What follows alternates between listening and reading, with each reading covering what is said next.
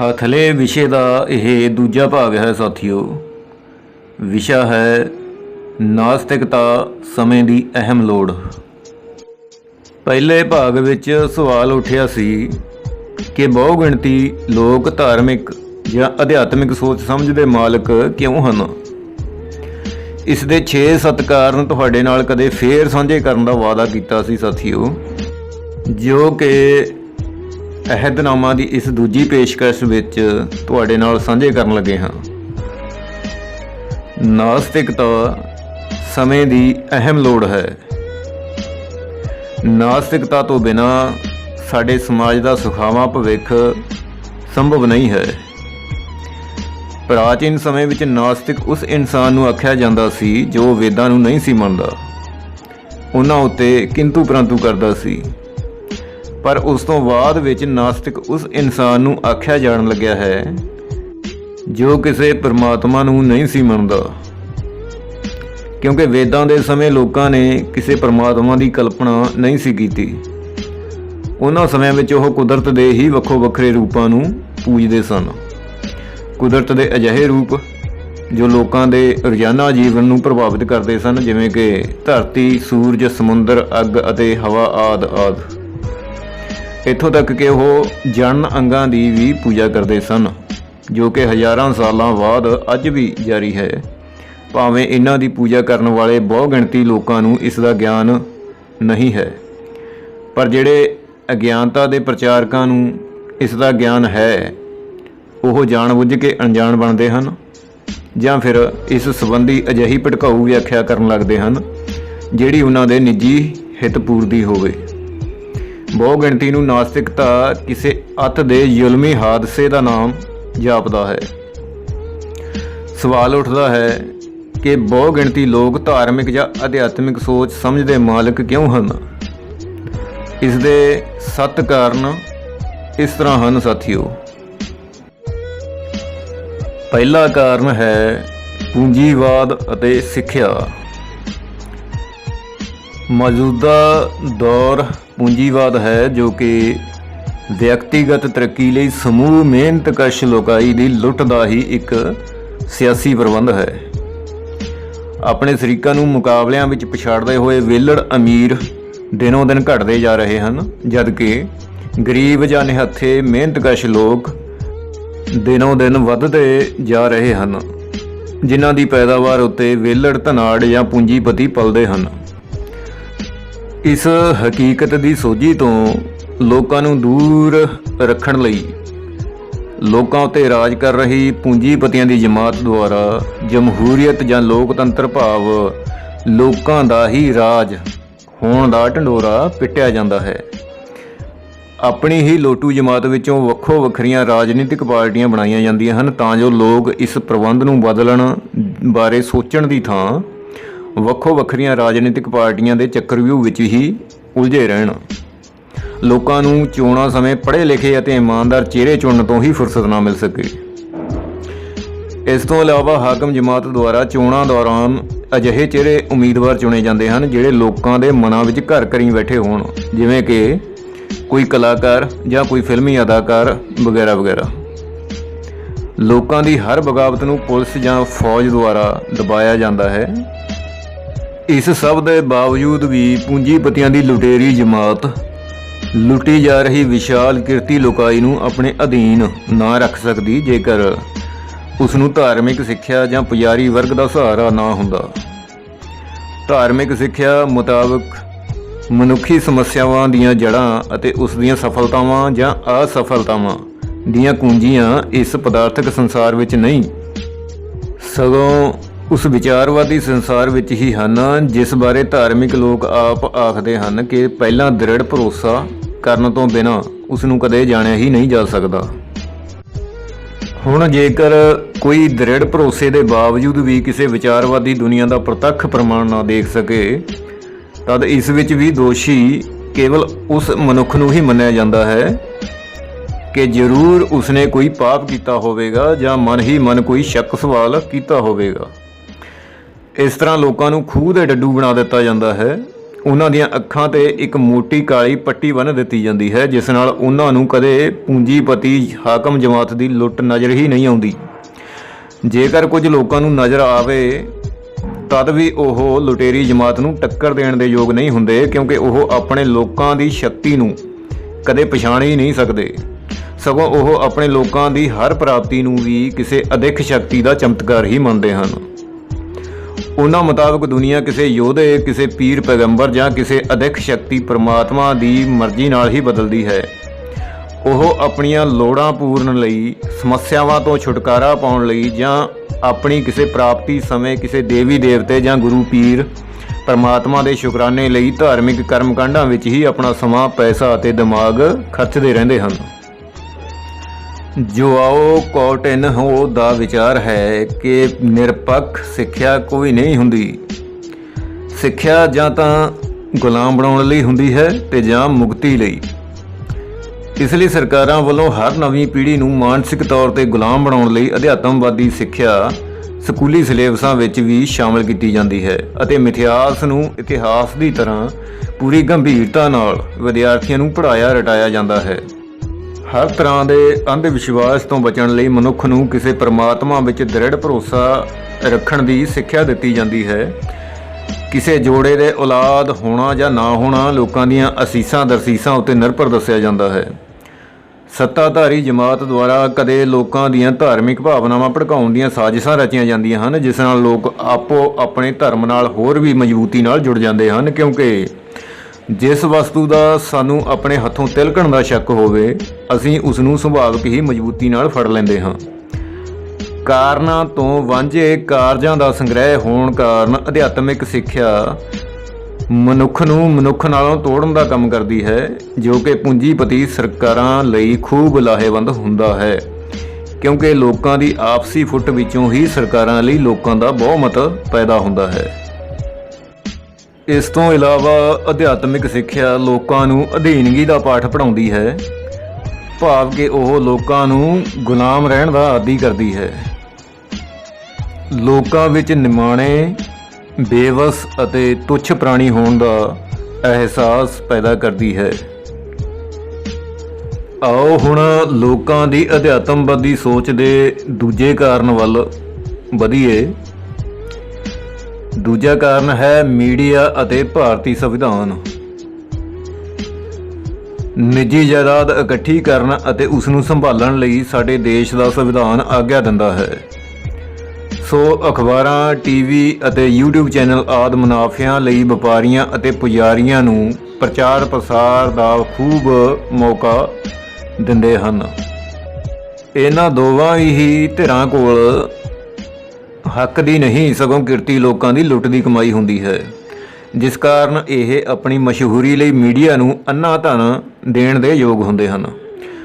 ਸਵੇਰੇ ਸ਼ਾਮ ਕਿਸੇ ਵੀ ਵਕਤ ਜੋਤਸ਼ੀ ਜਾਂ ਵੱਖੋ ਵੱਖਰੇ ਧਰਮਾਂ ਦੇ ਪ੍ਰਚਾਰਕ ਲੋਕਾਂ ਦੁਆਰਾ ਘਰ ਘਰ ਦੇਖੇ ਸੁਣੇ ਜਾ ਸਕਦੇ ਹਨ ਅਤੇ ਜਿਸ ਤਰ੍ਹਾਂ ਫਿਲਮ ਜਾਂ ਕਿਸੇ ਸੀਰੀਅਲ ਵਿੱਚ ਪਾਤਰ ਅਤੇ ਉਹਨਾਂ ਦੀਆਂ ਕਹਾਣੀਆਂ ਬਣਾਵਟੀ ਹੁੰਦੀਆਂ ਹਨ, ਠੀਕ ਉਸ ਤਰ੍ਹਾਂ ਦੇ ਹੀ ਪ੍ਰਦਰਸ਼ਨ ਕਰਕੇ ਕੁਝ ਸਵਾਰਥੀ ਲੋਕਾਂ ਦੁਆਰਾ ਧਾਰਮਿਕ ਵਿਸ਼ਵਾਸਾਂ ਨੂੰ ਲੋਕਾਂ ਵਿੱਚ ਵਧਾਉਣ ਫੈਲਾਉਣ ਦੇ ਸਿਰ ਤੋੜ ਉਪਰਾਲੇ ਕੀਤੇ ਜਾਂਦੇ ਹਨ। ਕਿਧਰੇ ਕੋਈ ਲੰਗੜਾ ਵਿਅਕਤੀ ਅਚਾਨਕ ਆਪਣੇ ਪੈਰਾਂ ਉੱਤੇ ਖੜਾ ਹੋ ਜਾਂਦਾ ਹੈ, ਕਿਧਰੇ ਕੋਈ ਅੰਨਾ ਅਚਾਨਕ ਸਭ ਕੁਝ ਦੇਖਣ ਲੱਗਦਾ ਹੈ। ਕਿਧਰੇ ਇਹ ਵੀ ਪ੍ਰਚਾਰ ਕੀਤਾ ਜਾਂਦਾ ਹੈ ਕਿ ਲੋਕਾਂ ਦੀਆਂ ਸਾਰੀਆਂ ਹੀ ਸਮੱਸਿਆਵਾਂ ਦੀ ਜੜ ਕੇਵਲ ਇਹ ਹੈ ਕਿ ਉਹ ਯੋਗਾ ਨਹੀਂ ਕਰਦੇ, ਫਲ ਅਤੇ ਹਰੀਆਂ ਸਬਜ਼ੀਆਂ ਨਹੀਂ ਖਾਂਦੇ, ਸ਼ੁੱਧ ਹਵਾ ਪਾਣੀ ਨਹੀਂ ਲੈਂਦੇ।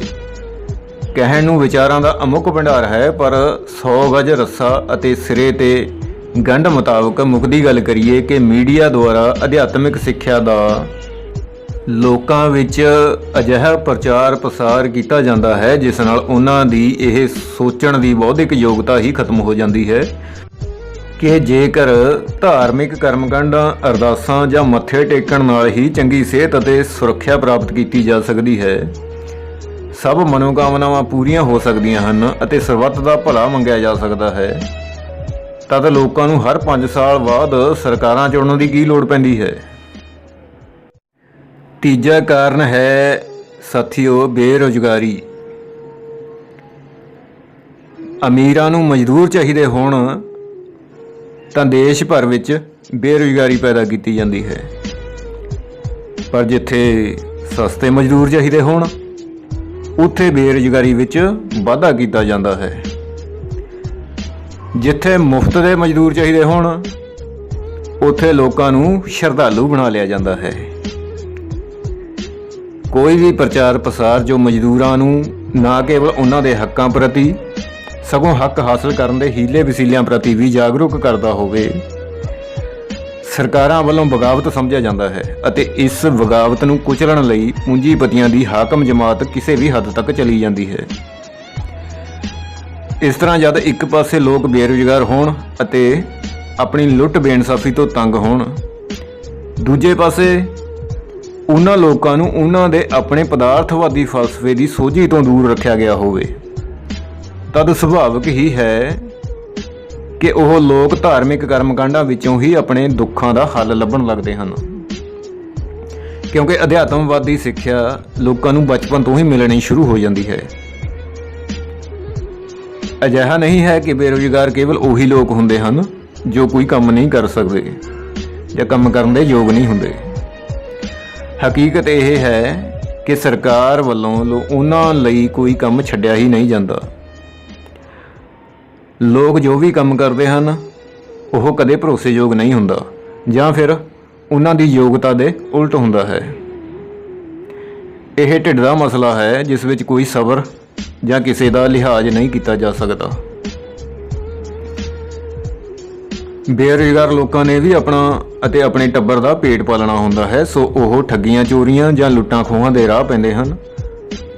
ਕੁਝ ਵੀ ਬੇਅਰਥ ਲਿਖਣ ਗਾਉਣ ਲੱਗ ਪੈਂਦੇ ਹਨ ਜਾਂ ਫਿਰ ਕੋਈ ਧਾਰਮਿਕ ਸਥਾਨ ਜਾਂ ਕਿਸੇ ਸਮਾਧ ਡੇਰੇ ਆਦਿ ਦੇ ਮਾਲਕ ਬਣ ਕੇ ਬੈਠ ਜਾਂਦੇ ਹਨ, ਜਿੱਥੇ ਉਹਨਾਂ ਨੂੰ ਖਾਣ ਪੀਣ ਪਹਿਨਣ ਅਤੇ ਸ਼ੌਕ ਸੁਪਨੇ ਪੂਰੇ ਕਰਨ ਨੂੰ ਧਨ ਹੀ ਨਹੀਂ ਮਿਲਦਾ, ਸਗੋਂ ਇਸ ਸਭ ਦੇ ਲਈ ਉਹਨਾਂ ਨੂੰ ਕੋਈ ਸਰੀਰਕ ਮਾਨਸਿਕ ਮਿਹਨਤ ਕਰਨ ਦੀ ਵੀ ਲੋੜ ਨਹੀਂ ਹੁੰਦੀ।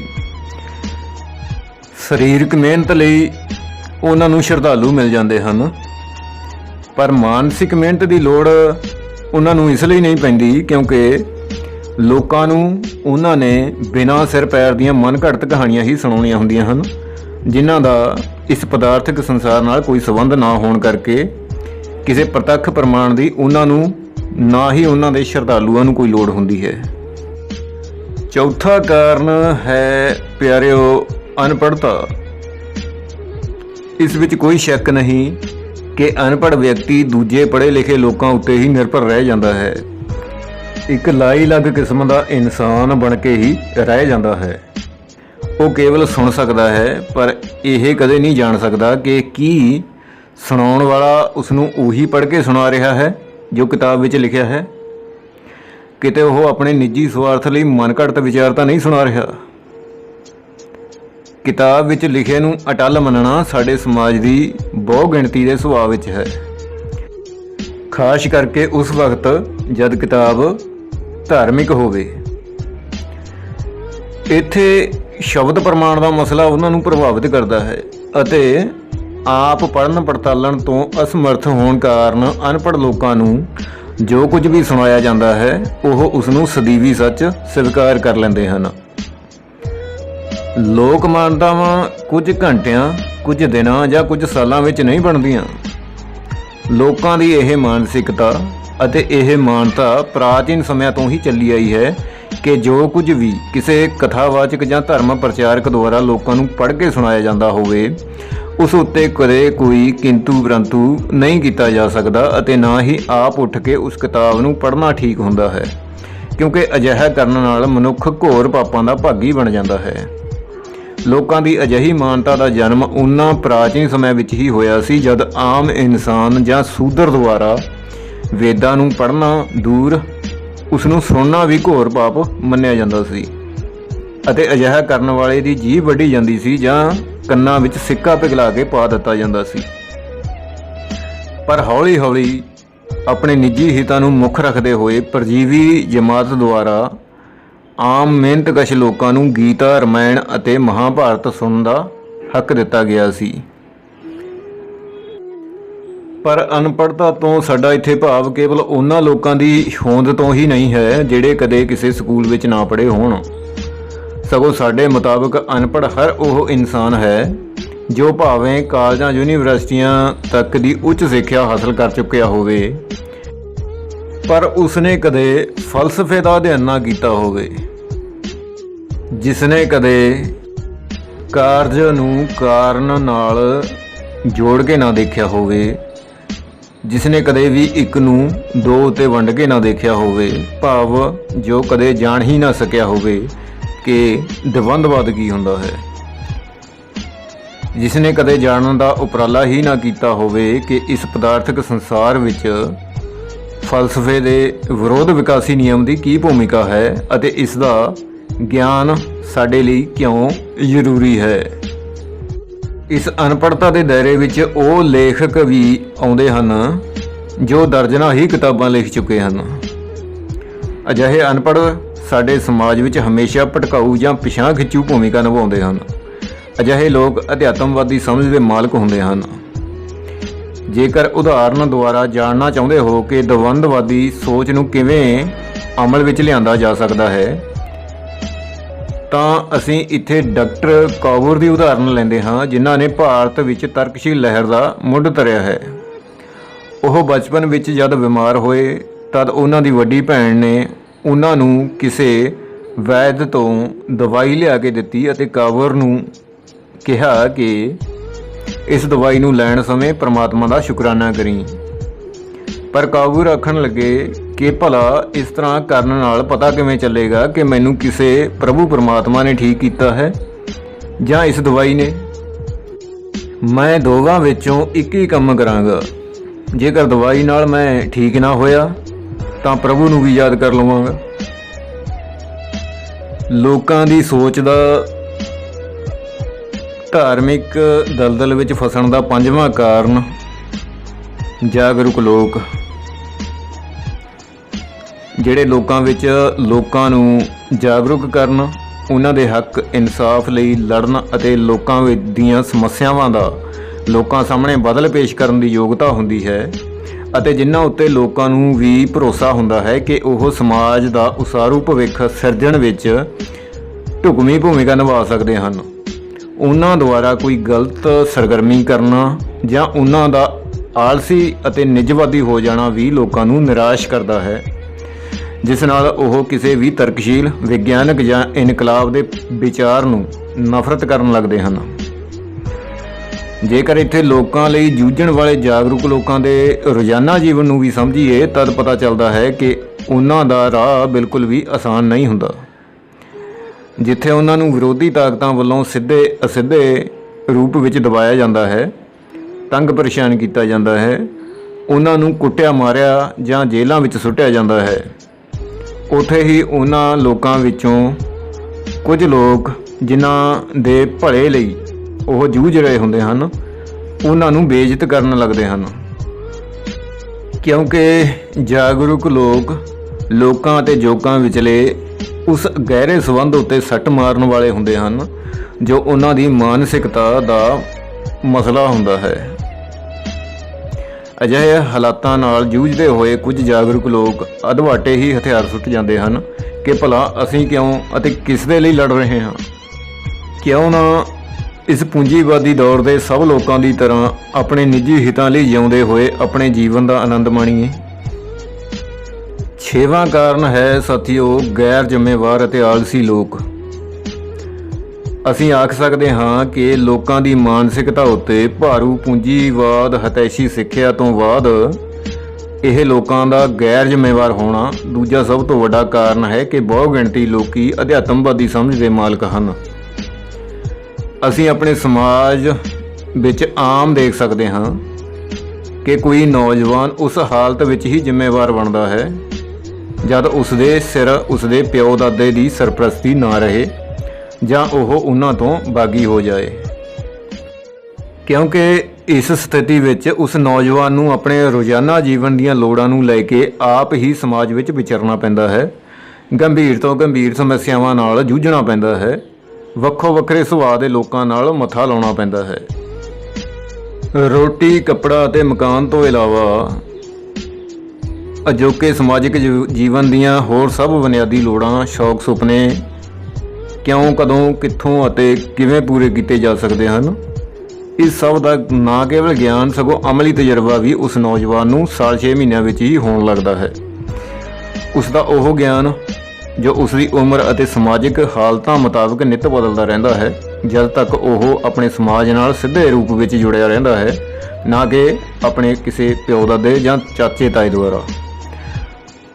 ਠੀਕ ਇਸ ਤਰ੍ਹਾਂ ਹੀ ਜਦ ਤੱਕ ਲੋਕਾਂ ਨੂੰ ਗੈਰ ਜ਼ਿੰਮੇਵਾਰ ਰਹਿਣ ਵਿੱਚ ਹੀ ਜੀਵਨ ਸੌਖਾ ਜਾਪਦਾ ਰਹਿਣਾ ਹੈ, ਉਹ ਕਿਸੇ ਅਦਿੱਖ ਸ਼ਕਤੀ ਦੇ ਓਟ ਆਸਰੇ ਸਹਾਰੇ ਹੀ ਜਿਉਣਾ ਪਸੰਦ ਕਰਨਗੇ।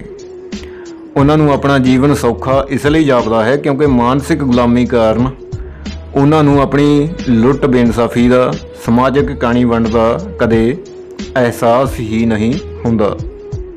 ਜੇਕਰ ਕਿਸੇ ਮਨੁੱਖ ਦਾ ਦਿਮਾਗ ਹੀ ਕੰਮ ਨਾ ਕਰਦਾ ਹੋਵੇ ਤਦ ਭਾਵੇਂ ਉਸ ਦੀ ਲੱਤ ਵੱਢ ਸੁੱਟੋ, ਉਹ ਚੀਜ਼ ਨਹੀਂ ਵੱਟੇਗਾ। ਇਸ ਲਈ ਖਤਰਨਾਕ ਸਰੀਰਕ ਨਹੀਂ, ਮਾਨਸਿਕ ਗੁਲਾਮੀ ਹੁੰਦੀ ਹੈ ਜਦ ਇਨਸਾਨ ਆਜ਼ਾਦ ਹੋਣਾ ਹੀ ਨਾ ਚਾਹੇ। ਮਨੋਵਿਗਿਆਨ ਦੇ ਪਿਤਾਮਾ ਸਿਗਮੰਡ ਫਰਾਇਡ ਦਾ ਇਹ ਵਿਚਾਰ ਹੈ ਕਿ ਬਹੁਤੇ ਲੋਕ ਅਸਲ ਵਿੱਚ ਆਜ਼ਾਦੀ ਨਹੀਂ ਚਾਹੁੰਦੇ ਕਿਉਂਕਿ ਆਜ਼ਾਦੀ ਨਾਲ ਜ਼ਿੰਮੇਵਾਰੀ ਆਉਂਦੀ ਹੈ ਅਤੇ ਜ਼ਿਆਦਾਤਰ ਲੋਕ ਜ਼ਿੰਮੇਵਾਰੀ ਤੋਂ ਡਰਦੇ ਹਨ। ਤੁਸੀਂ ਆਪਣੇ ਰੋਜ਼ਾਨਾ ਜੀਵਨ ਵਿੱਚ ਝਾਤ ਮਾਰ ਸਕਦੇ ਹੋ। ਕੁਝ ਅਜਿਹੇ ਸ਼ਬਦ ਇਹਨਾਂ ਗੈਰ ਜ਼ਿੰਮੇਵਾਰ ਲੋਕਾਂ ਦੀ ਪਛਾਣ ਹਨ, ਜਿਵੇਂ ਕਿ ਉਹ ਸਭ ਕੁਝ ਆਪ ਹੀ ਜਾਣੀ ਜਾਣ ਹੈ, ਉਹਦੀ ਮਰਜ਼ੀ ਤੋਂ ਬਿਨਾਂ ਪੱਤਾ ਨਹੀਂ ਹਿਲਦਾ, ਜਿਹਦੇ ਭਾਗਾਂ 'ਚ ਜਿੰਨਾ ਲਿਖਿਆ ਓਨਾ ਹੀ ਮਿਲਣਾ ਹੁੰਦਾ ਹੈ, ਜੋ ਕਿਸਮਤ ਵਿੱਚ ਲਿਖਿਆ ਹੋਵੇ ਉਹੀ ਹੁੰਦਾ ਹੈ। ਦੁਨੀਆ ਵਿੱਚ ਲੋਕਾਂ ਦੇ ਇੰਨੇ ਦੁੱਖ ਦੇਖ ਕੇ ਸਾਨੂੰ ਸਭ ਨੂੰ ਰੱਬ ਤੋਂ ਸਰਬੱਤ ਦਾ ਭਲਾ ਮੰਗਣਾ ਚਾਹੀਦਾ ਹੈ, ਵਗੈਰਾ ਵਗੈਰਾ। ਇਸ ਤਰ੍ਹਾਂ ਇਹਨਾਂ ਲੋਕਾਂ ਲਈ ਕੁਝ ਵੀ ਜਾਣਨ ਦੀ, ਧਰਤੀ, ਬ੍ਰਹਿਮੰਡ, ਦੇਸ਼, ਦੁਨੀਆ, ਸਮਾਜ ਜਾਂ ਜੀਵਨ ਦਾ ਗਿਆਨ ਹਾਸਲ ਕਰਨ ਦੀ ਕੋਈ ਜ਼ਿੰਮੇਵਾਰੀ ਨਹੀਂ ਹੁੰਦੀ। ਇਸ ਧਰਤੀ ਉੱਤੇ ਜੀਵਨ ਨੂੰ ਜੀਣ ਯੋਗ ਬਣਾਉਣ ਵਾਲੇ ਲੋਕਾਂ ਨੂੰ ਇਹ ਇੱਕ ਤੁੱਛ ਅਤੇ ਨਿਮਾਣੇ ਪ੍ਰਾਣੀ ਸਮਝਦੇ ਹੋਏ ਆਪਣੀ ਕਿਰਤ ਕਮਾਈ ਨੂੰ ਧਰਮ ਸਥਾਨਾਂ 'ਤੇ ਦਿੰਦੇ ਹਨ, ਕਿਉਂਕਿ ਇਹਨਾਂ ਮੁਤਾਬਕ ਇਸ ਕਮਾਈ ਵਿੱਚੋਂ ਦਸਵੰਧ ਉਸ ਪਰਮਾਤਮਾ ਦੇ ਦਰ ਘਰ ਜ਼ਰੂਰ ਦੇਣਾ ਚਾਹੀਦਾ ਹੈ ਜੋ ਸਾਨੂੰ ਖਾਣ ਨੂੰ ਦਿੰਦਾ ਹੈ। ਅਜਿਹੇ ਲੋਕ ਕਦੇ ਆਪਣੀ ਕਿਸੇ ਗਲਤੀ ਤੋਂ ਸਬਕ ਨਹੀਂ ਲੈ ਸਕਦੇ ਕਿਉਂਕਿ ਇਹਨਾਂ ਮੁਤਾਬਕ ਇਹ ਸਭ ਲੋਕ ਕਿਸੇ ਪਰਮਾਤਮਾ ਦੇ ਹੱਥਾਂ ਦੀ ਕਠਪੁਤਲੀ ਹਨ। ਉਹ ਜੋ ਚਾਹੁੰਦਾ ਹੈ ਮਨੁੱਖ ਤੋਂ ਕਰਵਾਉਂਦਾ ਹੈ। ਆਪਣੀ ਕਿਸੇ ਧੀ ਭੈਣ ਨੂੰ ਗਲਤ ਥਾਂ ਵਿਆਹੁਣ ਦਾ ਦੋਸ਼ ਲੋਕ ਕਦੇ ਵੀ ਆਪਣੇ ਸਿਰ ਨਹੀਂ ਲੈਂਦੇ। ਉਹਨਾਂ ਦਾ ਕਹਿਣਾ ਹੁੰਦਾ ਹੈ ਕਿ ਬਸ ਜੀ ਸੰਜੋਗ ਹੀ ਕਾਲੇ ਸਨ, ਭਿੜ ਗਏ। 7ਵਾਂ ਕਾਰਨ ਹੈ ਸਾਥੀਓ ਪਰੰਪਰਾ। ਲੋਕ ਸਮੇਂ-ਸਮੇਂ ਕੋਈ ਨਾ ਕੋਈ ਜੀਵਨ ਜਾਂਚ ਸਿਰਜਦੇ ਰਹੇ ਹਨ ਜਿਸ ਦੀ ਮਨੁੱਖਾਂ ਤੋਂ ਇਲਾਵਾ ਪਸ਼ੂਆਂ ਨੂੰ ਕੋਈ ਲੋੜ ਨਹੀਂ ਹੁੰਦੀ। ਇੱਕ ਸਮਾਜਿਕ ਪ੍ਰਾਣੀ ਹੋਣ ਦੇ ਨਾਤੇ ਮਨੁੱਖ ਲਈ ਆਪਣੀ ਕਿਸੇ ਸੋਚ ਸਰਗਰਮੀ ਕਾਰਨ ਆਪਣੀ ਜਾਤੀ ਵਿੱਚੋਂ ਵੱਖ ਹੋਣਾ ਆਸਾਨ ਨਹੀਂ ਹੁੰਦਾ। ਕਿਸੇ ਪ੍ਰਾਚੀਨ ਜੀਵਨ ਜਾਂਚ ਨਾਲ ਸੰਬੰਧਿਤ ਕਰਮਕਾਂਡ ਲੋਕ ਸੁਭਾਵਿਕ ਹੀ ਰਲ ਮਿਲ ਕੇ ਨਿਭਾਉਂਦੇ ਆ ਰਹੇ ਹੁੰਦੇ ਹਨ, ਜੋ ਉਹਨਾਂ ਵਿੱਚ ਇੱਕ ਅਟੁੱਟ ਮਾਨਸਿਕ ਸਾਂਝ ਬਣੀ ਰਹਿੰਦੀ ਹੈ। ਇਸ ਸਾਂਝ ਦੌਰਾਨ ਸੋਚ ਅਮਲ ਪੱਖੋਂ ਕੋਈ ਵਿਅਕਤੀ ਸਮੂਹ ਲੋਕਾਂ ਨਾਲੋਂ ਵੱਖਰੇ ਰਾਹ ਪੈਣ ਤੋਂ ਇੱਕ ਡਰ ਮਹਿਸੂਸ ਕਰਦਾ ਹੈ। ਡਰ ਇਕੱਲਾ ਰਹਿ ਜਾਣ ਦਾ, ਡਰ ਆਪਣੇ ਲੋਕਾਂ ਤੋਂ ਬੇਗਾਨਾ ਹੋ ਜਾਣ ਦਾ ਜਾਂ ਉਹਨਾਂ ਦੀ ਨਾਰਾਜ਼ਗੀ ਮੁੱਲ ਲੈਣ ਦਾ, ਉਹਨਾਂ ਦੀ ਗਾਲੀ ਗਲੋਚ ਜਾਂ ਕੁੱਟਮਾਰ ਦਾ ਸ਼ਿਕਾਰ ਹੋਣ ਦਾ। ਸਮੂਹ ਨਾਲੋਂ ਨਿਖੜਨ ਦਾ ਸਭ ਤੋਂ ਵੱਧ ਡਰ ਉਹ ਵਿਅਕਤੀ ਮਹਿਸੂਸ ਕਰਦਾ ਹੈ ਜੋ ਆਪਣੀ ਅਧੇੜ ਉਮਰ ਤੱਕ ਆਪਣੇ ਰੂੜੀਵਾਦੀ ਸੋਚ ਅਮਲ ਵਾਲੇ ਲੋਕਾਂ ਨਾਲ ਕਦਮ ਮਿਲਾ ਕੇ ਚੱਲਦਾ ਆਇਆ ਹੋਵੇ, ਕਿਉਂਕਿ ਸਮਾਜ ਵਿੱਚ ਉਸਨੇ ਆਪਣੇ ਬੀਤੇ ਸਾਰੇ ਜੀਵਨ ਦੌਰਾਨ ਜੋ ਆਪਣੀ ਪਛਾਣ ਕਮਾਈ ਹੁੰਦੀ ਹੈ ਉਹ ਹੀ ਉਸਦਾ ਅਸਤਿਤਵ ਬਣ ਚੁੱਕਿਆ ਹੁੰਦਾ ਹੈ। ਸੋ ਉਸਦੇ ਅਸਤਿਤਵ ਦਾ ਮਰਨਾ ਉਸ ਵਿਅਕਤੀ ਲਈ ਆਪਣੇ ਜਿਉਂਦੇ ਹੋਏ ਹੀ ਮਰ ਜਾਣ ਬਰਾਬਰ ਹੁੰਦਾ ਹੈ। ਇਸ ਨੂੰ ਪਰੰਪਰਾ ਆਖਿਆ ਜਾਂਦਾ ਹੈ, ਜੋ ਮਨ ਮਨੌਤ ਜਾਂ ਕਰਮਕਾਂਡ ਲੋਕਾਂ ਦੁਆਰਾ ਪੀੜ੍ਹੀ ਦਰ ਪੀੜ੍ਹੀ ਬਿਨਾਂ ਕੁਝ ਸੋਚੇ ਸਮਝੇ ਨਿਭਾਏ ਜਾ ਰਹੇ ਹੋਣ। ਪਰ ਧਰਤੀ ਉੱਤੇ ਜੀਵਨ ਨੂੰ ਹੋਰ ਤੋਂ ਹੋਰ ਬਿਹਤਰ ਬਣਾਉਣ ਦੇ ਅਮਲ ਵਿੱਚ ਜੂਝਦੇ ਹੋਏ ਲੋਕਾਂ ਦੀ ਚੇਤਨਾ ਬਦਲਦੀਆਂ ਹੋਈਆਂ ਪਦਾਰਥਕ ਹਾਲਤਾਂ ਤੋਂ ਲਗਾਤਾਰ ਪ੍ਰਭਾਵਿਤ ਹੁੰਦੀ ਰਹਿੰਦੀ ਹੈ ਅਤੇ ਲੋਕਾਂ ਦੇ ਗਿਆਨ ਵਿੱਚ ਲਗਾਤਾਰ ਤਬਦੀਲੀ ਅਤੇ ਵਾਧਾ ਹੁੰਦਾ ਰਹਿੰਦਾ ਹੈ, ਜਿਸ ਕਾਰਨ ਹੌਲੀ-ਹੌਲੀ ਕਦੇ ਅਜਿਹਾ ਸਮਾਂ ਆਉਂਦਾ ਹੈ ਕਿ ਬੀਤੇ ਸਮਿਆਂ ਵਿੱਚ ਲੋਕਾਂ ਦੁਆਰਾ ਘੜੀ ਮਿੱਥੀ ਕੋਈ ਜੀਵਨ ਜਾਂਚ ਪੂਰੀ ਤਰ੍ਹਾਂ ਬੇਅਰਥ ਅਤੇ ਬੇਲੋੜੀ ਬਣ ਕੇ ਰਹਿ ਜਾਂਦੀ ਹੈ। ਕਿਹਾ ਜਾ ਸਕਦਾ ਹੈ ਕਿ ਲੋਕ ਬੁਰੀ ਤਰ੍ਹਾਂ ਅੱਕ ਥੱਕ ਜਾਣ ਦੇ ਬਾਵਜੂਦ ਨਾ ਕੇਵਲ ਮੁਰਦਿਆਂ ਨੂੰ ਸਗੋਂ ਮੁਰਦਿਆਂ ਦੇ ਪਿੰਜਰਾਂ ਨੂੰ ਆਪਣੇ ਸਿਰਾਂ ਉੱਤੇ ਢੋਂਦੇ ਰਹਿੰਦੇ ਹਨ। ਪਰ ਇਸ ਤੋਂ ਵੱਖਰੇ ਰਾਹ ਕਦਮ ਉਠਾਉਣ ਵਾਲੇ ਹਰ ਇਨਸਾਨ ਨੂੰ ਨਾਸਤਿਕ ਆਖਿਆ ਜਾਂਦਾ ਹੈ। ਪਰੰਪਰਾ ਇੱਕ ਅਜਿਹੀ ਗੱਡੀ ਹੈ ਜਿਸ ਦੇ ਬ੍ਰੇਕ ਫੇਲ ਹੋ ਗਏ ਹੋਣ, ਸੋ ਰੋਕਣ ਲਈ ਉਸ ਨੂੰ ਕਿਸੇ ਟੱਕਰ ਦੀ ਹੀ ਲੋੜ ਹੁੰਦੀ ਹੈ। ਇੱਥੋਂ ਤੱਕ ਕਿ ਆਪਣੇ ਅਸਤਿਤਵ ਤੋਂ ਬੇਪਰਵਾਹ ਇਸ ਗੱਡੀ ਵਿੱਚ ਸਵਾਰ ਕੁਝ ਲੋਕ ਵੀ ਕਿਸੇ ਟੱਕਰ ਦੀ ਭਾਲ ਵਿੱਚ ਹੀ ਹੁੰਦੇ ਹਨ, ਕਿਉਂਕਿ ਇਸ ਗੱਡੀ ਨੂੰ ਰੋਕਣ ਤੋਂ ਉਹ ਪੂਰੀ ਤਰ੍ਹਾਂ ਬੇਵਸ ਹੁੰਦੇ ਹਨ। ਧਰਮ ਮਨੁੱਖਤਾ ਦੇ ਪ੍ਰਾਚੀਨ ਦੌਰ ਦੀ ਉਹ ਜੀਵਨ ਜਾਂਚ ਹੈ ਜਦ ਮਨੁੱਖ ਜੰਗਲਾਂ ਵਿੱਚ ਪੱਤਿਆਂ ਜਾਂ ਜਾਨਵਰਾਂ ਦੀਆਂ ਖੱਲਾਂ ਨਾਲ ਹੀ ਆਪਣਾ ਨੰਗ ਢਕਿਆ ਕਰਦਾ ਸੀ। ਉਸ ਦੇ ਰੋਜ਼ਾਨਾ ਜੀਵਨ ਦੀ ਜੋ ਕੋਈ ਲੋੜ ਹੁੰਦੀ, ਉਸ ਦੀ ਪੂਰਤੀ ਲਈ ਉਹ ਕੁਦਰਤ ਨੂੰ ਮਜਬੂਰ ਕਰਨ ਦਾ ਭਰਮ ਪਾਲਦਾ ਅਤੇ ਅਗਿਆਨਤਾ ਕਾਰਨ ਕੋਈ ਇੱਕ ਹੀ ਸ਼ਬਦ, ਕੋਈ ਇੱਕ ਹੀ ਨਾਚ ਕਿਸੇ ਇੱਕ ਹੀ ਨਿਸ਼ਚਿਤ ਸਮੇਂ ਜਾਂ ਸੁਬਾਹ ਸ਼ਾਮ ਵਾਰ-ਵਾਰ ਦੁਹਰਾਉਂਦਾ, ਜਿਸ ਨੂੰ ਜਾਦੂ ਆਖਿਆ ਗਿਆ। ਇਸ ਜਾਦੂ ਵਿੱਚੋਂ ਹੀ ਧਰਮ ਦੀ ਉਤਪਤੀ ਹੋਈ। ਉਹਨਾਂ ਜੰਗਲੀ ਲੋਕਾਂ ਦੀਆਂ ਸਰਗਰਮੀਆਂ ਤੁਸੀਂ ਅੱਜ ਵੀ ਧਾਰਮਿਕ ਕਰਮਕਾਂਡਾਂ ਦੇ ਰੂਪ ਵਿੱਚ ਦੇਖ ਸਕਦੇ ਹੋ। ਪਰੰਪਰਾਵਾਂ ਦੀਆਂ ਅਨੇਕਾਂ ਹੀ ਉਦਾਹਰਨਾਂ ਹਨ, ਪਰ ਅਸੀਂ ਚਰਚਾ ਨੂੰ ਹੋਰ ਨਹੀਂ ਵਧਾਵਾਂਗੇ। ਅਖੀਰ ਆਸਤਿਕ ਭਾਈਚਾਰੇ ਲਈ ਇੱਕ ਸਵਾਲ ਛੱਡ ਚੱਲੀਏ। ਮੰਨ ਲਵੋ ਇੱਕ ਪਾਸੇ ਕੇਵਲ ਕੋਈ ਇੱਕ ਹੀ ਨਾਸਤਿਕ ਇਨਸਾਨ ਹੈ, ਪਰ ਦੂਜੇ ਪਾਸੇ ਜਣਾ ਖਣਾ ਆਸਤਿਕ ਹੈ। ਭਾਵ ਦੂਜੇ ਪਾਸੇ ਉਹਨਾਂ ਲੋਕਾਂ ਦੀ ਬਹੁ ਗਿਣਤੀ ਹੈ ਜੋ ਬਿਨਾਂ ਕੁਝ ਸੋਚੇ ਸਮਝੇ ਆਪਣੇ ਪੈਸੇ, ਦਿਮਾਗ ਅਤੇ ਉਮਰਾਂ ਜਾਂ ਸਮੇਂ ਦੀ ਫਜ਼ੂਲ ਖਰਚੀ ਕਰਨ ਵਾਲੇ ਹੁੰਦੇ ਹਨ। ਇਹਨਾਂ ਬਹੁ ਗਿਣਤੀ ਲੋਕਾਂ ਲਈ ਉਹਨਾਂ ਦੇ ਸਹੀ ਹੋਣ ਦੀ ਕਸਵੱਟੀ ਉਹਨਾਂ ਦੀ ਬਹੁ ਗਿਣਤੀ ਹੀ ਹੁੰਦੀ ਹੈ ਅਤੇ ਇਹ ਵੀ ਕਿ ਉਹਨਾਂ ਦੇ ਵਡੇਰੇ ਵੀ ਉਹ ਕਰਦੇ ਆਏ ਹਨ ਜੋ ਉਹ ਕਰ ਰਹੇ ਹਨ, ਇਸ ਲਈ ਉਹ ਕਿਸੇ ਵੀ ਪੱਖੋਂ ਮੂਰਖ ਨਹੀਂ ਸਿੱਧ ਹੁੰਦੇ। ਇਸ ਆਧਾਰ ਤੇ ਉਹ ਆਪਣੇ ਸਿਆਣੇ ਹੋਣ ਦਾ ਮਾਣ ਕਰ ਸਕਦੇ ਹਨ ਅਤੇ ਕਿਸੇ ਇਕੱਲੇ ਨਾਸਤਿਕ ਇਨਸਾਨ ਨੂੰ ਨਿਆਣਾ ਨਾ ਸਮਝ ਜਾਂ ਮੂਰਖ ਸਮਝ ਸਕਦੇ ਹਨ। ਪਰ ਜਰਾ ਸੋਚੋ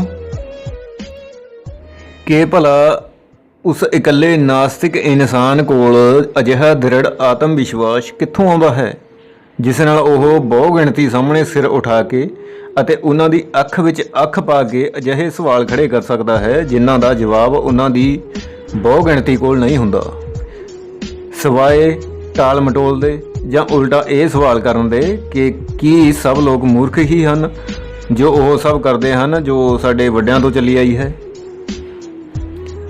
ਜਰਾ ਸੋਚੋ ਭਲਾ ਉਸ ਇਕੱਲੇ ਨਾਸਤਿਕ ਇਨਸਾਨ ਨੂੰ ਆਪਣੇ ਸਹੀ ਹੋਣ ਦਾ ਦ੍ਰਿੜ ਵਿਸ਼ਵਾਸ ਕਿੱਥੋਂ ਮਿਲਿਆ ਹੁੰਦਾ ਹੈ।